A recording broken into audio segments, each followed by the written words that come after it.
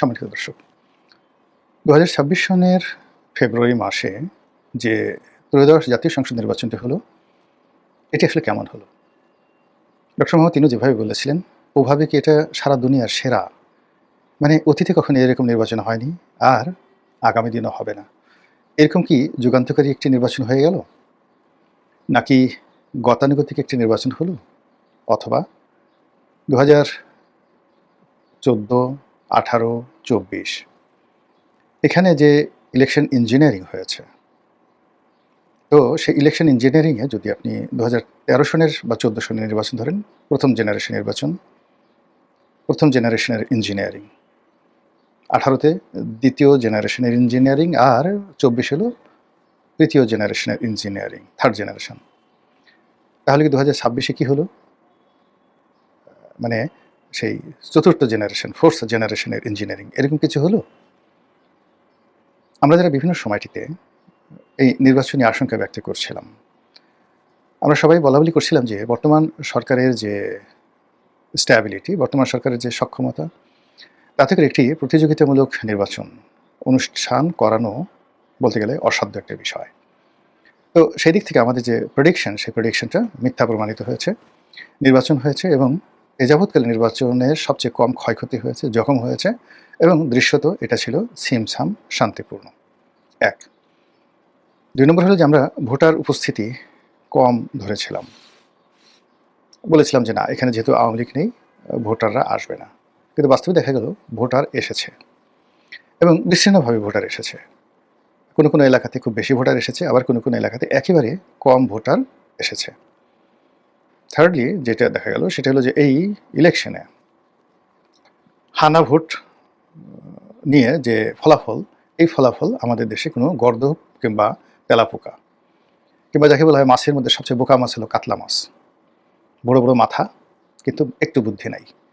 কোনো একটা পুকুরে বা নদ নদীতে যদি 10 প্রকারের মাছ থাকে, আপনি জাল ফেলেন, দেখবেন যে একটা ট্যাংরা মাছ, একটা পুঁটি মাছ, কিংবা ধরুন একটা কাসকি মাছ, ও পালিয়ে যাওয়ার চেষ্টা করে। আর কাতলা মাছ এমনই গর্দভ, ও সবার আগে ধরা পড়ার জন্য জালের মধ্যে ঢুকবে, লাফ দিয়ে জালের মধ্যে ঢুকবে।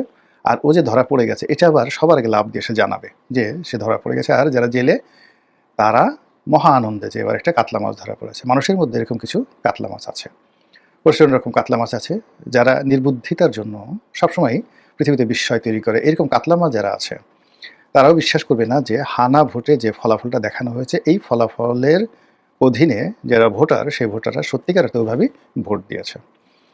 যাই হোক, তারপরেও নির্বাচনের পরে যে ফলাফল এলো, আমরা এটা মেনে নিয়েছি যেহেতু আওয়ামী লীগ নেই, এবং আওয়ামী লীগ বেসরকারিভাবে বা অপ্রাতিষ্ঠানিকভাবে এই ভোটকে নিয়ে খেলেছে।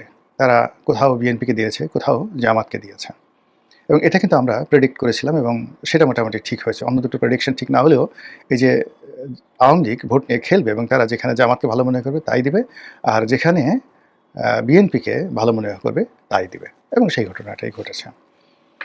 তো নির্বাচনের ফলাফলের পর আমরা সব কিছুতে যে তাড়াহুড়ো দেখলাম, সব কিছুতে যে নাটকীয়তা দেখলাম, সেখান থেকে কিন্তু সন্দেহটা শুরু হলো।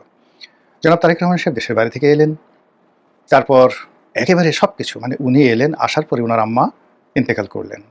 তারপর এটা ওনার আগমন উপলক্ষে বিশাল একটা জনসমাবেশ হলো, আর তার আম্মার মৃত্যু উপলক্ষে বিশাল একটি যাকে বলা হয় জানাজা হলো, এবং সেই জানাজা শহীদ প্রেসিডেন্ট জিয়াউর রহমান কিংবা শহীদ হাদি, ওসমান হাদির যে জানাজা, সেই জানাজার চেয়ে যে বড় হয়েছে, এটা প্রচারের একটা যাকে বলা হয় আমরা সর্বত চেষ্টা দেখলাম। এরপর নির্বাচনের মাঠে জনাব তারেক রহমান সাহেব ছুটলেন, এবং তিনি যে 17 বছর দেশের বাইরে ছিলেন, তারপর তার শরীর যে অসুস্থ, তার মেরুদণ্ড ভাঙ্গা, কিংবা তিনি মা হারিয়েছেন সাম্প্রতিক সময়, এটা ভুলে গিয়ে তিনি দেশের প্রেমে, দেশের জনগণের প্রেমে এবং দেশ রক্ষার কাজে মাতৃভূমির প্রয়োজনে এতটা দৃঢ় হলেন এবং এতটা শক্তিশালী হয়ে পড়লেন যে সকাল সন্ধ্যা দিন রাত তিনি সারা বাংলাদেশ তোলপাড় করে একের পর এক রাজনৈতিক সমাবেশ তিনি শুরু করলেন আর কি। তো একের পর এক তিনি সেই সমাবেশ করা শুরু করলেন। এরপর ভোট হলো, ভোটে জয়লাভ করলো বিএনপি, এবং এটা প্রত্যাশিত যে বিএনপি এভাবে জয়লাভ করবে। তারপর নাটক হলো, নাটকের পর সেই যাকে বলা হয় জাতীয় সংসদ, সেখানে শপথ গ্রহণ হলো, নজিরবিহীনভাবে শপথ গ্রহণ হলো। আর সেই শপথ গ্রহণের আগে এনসিপি এবং জামাত বলল আমরা এখানে শপথ গ্রহণ করব না, কিন্তু তারা আবার নাটকীয়ভাবে শপথ গ্রহণ করলো। তো এরপর সরকার গঠিত হওয়ার পরে তার মন্ত্রীরা, প্রধানমন্ত্রী একের পর এক চমক সৃষ্টি করে যাচ্ছেন। সেই প্রচণ্ড গরমের মধ্যে অনেক মন্ত্রী কোট পরছেন, টাই পরছেন, তারপর তারা বিভিন্ন মন্ত্রণালয়ে যাচ্ছেন, দেশে ঘুরে বেড়াচ্ছেন, এখানে সেখানে খাল কাটছেন। মানে এমন একটা ব্যাপার যে খুব দ্রুত বাংলাদেশটাকে তারা একটা স্বর্গের উদ্যান বানিয়ে ফেলবেন। অন্যদিকে যিনি প্রধানমন্ত্রী, তিনি খুব সাধারণভাবে চালচলন করছেন, দিল্লির বাদশা নাসিরুদ্দিনের মতো। তারপর তিনি রাষ্ট্রীয় প্রোটোকল ঠিক আগের প্রধানমন্ত্রীরা যেভাবে রাখতেন সেগুলো বাদ দিয়ে খুব সাধারণভাবে চালচলন করছেন, তার মন্ত্রীরাও সেভাবে চালচলন করছে। তো এগুলো নিয়ে মানে লোকজন খুব খুশি যে না, দেখতে শুনতে বেশ ভালো লাগছে। কিন্তু এরই মধ্যে জামাত অভিযোগ করেছে যে তারা বিভিন্ন অন্তত 50টি আসনে তারা নিশ্চিতভাবে জয়লাভ করেছিল। ইঞ্জিনিয়ারিং করে, ইলেকশন ইঞ্জিনিয়ারিং করে তাদেরকে ঠকিয়ে দেওয়া হয়েছে। তো জামাত 78টা পেয়েছে, তার সঙ্গে যদি আরও 50টি যুক্ত হলো তাহলে তারা নিশ্চিতভাবে 130টির মতো আসনে জয়লাভ করত। এটা হলো জামাতের ভাষ্য। বিএনপি অবশ্য এই ব্যাপারে কোনো কথাবার্তা বলেনি, আর যারা ইলেকশন আয়োজন করেছে তারাও এই ব্যাপারে কোনো রা করেনি। কিন্তু আমাদের মন মানছে না, আমাদের মন বলছে, বারবার বলছে কিছু একটা হয়েছে। এটা অতীতের সেই তিনটি ইলেকশন ইঞ্জিনিয়ারিংয়ের কারণে হতে পারে, অথবা এই নির্বাচন পরবর্তী সময় কারোর মধ্যে মানে আনন্দ নেই। যারা বিজয় হয়েছে তাদের মধ্যে আনন্দ নেই, উল্লাস নেই, আর যারা পরাজিত হয়েছে তাদের মধ্যে হতাশা নেই। সব কিছু দেখে মনে হয়েছে যে আমি দামি, আমি মামু, বা চাচা ভাতিজা, শালা দুলা ভাই, তাদের মধ্যে সমঝোতামূলক যখন একটা জিনিস হয়, কুক পলাপলি খেলা হয়, তো সেক্ষেত্রে যে ফলাফল হয়, এই নির্বাচনের সেই ফলাফলের পর আমাদের মনে হচ্ছে যে সবার নিরানন্দ ভাব দেখে মনে হচ্ছে কিছু একটা হয়েছে। তো আমরা যারা নাদান বান্দা, নাখান্দা বান্দা, আমরা হয়তো অনেক কিছু জানি না, অনেক কিছু বুঝি না, কিন্তু আমাদের দেশে যারা মিলিটারি এক্সপার্ট রয়েছেন, বিভিন্ন সময়ে সাহস দেখিয়েছেন, নানা রকম কথাবার্তা, তথ্য বলার চেষ্টা করেছেন, তাদের মধ্যে কেউ কেউ, বিশেষ করে কর্নেল হাসিন, যিনি আয়নাঘরে গুম হয়েছিলেন, তো তিনি একটি বক্তব্য দিলেন যে দিল্লিতে সাবেক রেজিমের যে সকল ইলেকশন ইঞ্জিনিয়ার রয়েছেন, যারা সেই আমিরামি নির্বাচন, রাতের নির্বাচন অত্যন্ত সফলভাবে করেছিলেন, এ সকল দাগি আসামি তারা দিল্লিতে পালিয়ে গিয়েছিলেন। এই নির্বাচন করার জন্য তাদেরকে দিল্লি থেকে আনা হয়েছে। এটা খুবই সিক্রেট, কারা এনেছে, কীভাবে এনেছে, আই ডোন্ট নো। আমি শুধুমাত্র উনি যেহেতু একটা গণমাধ্যমে এই কথাটা বলেছেন, আমি ওনারই কথাটা পুনরাবৃত্তি করছি।